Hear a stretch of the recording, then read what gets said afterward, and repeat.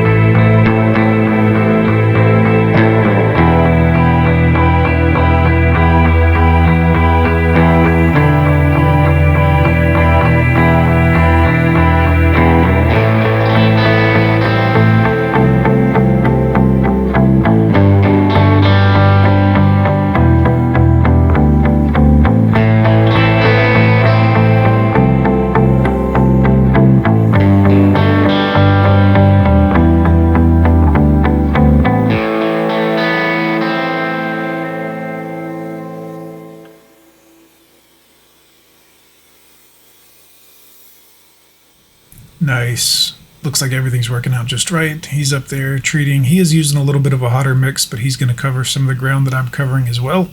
We like to go ahead and kind of wet the ground down real well before we start applying SH, at least as much as possible. I don't believe we did that today. We just used a lot of extra juice to get the job done, but the idea is there. The more you wet the ground, the more it allows the sodium hypochlorite to hit the water and distribute itself over the surface. Otherwise, it gets immediately absorbed into the concrete. So let's keep it going.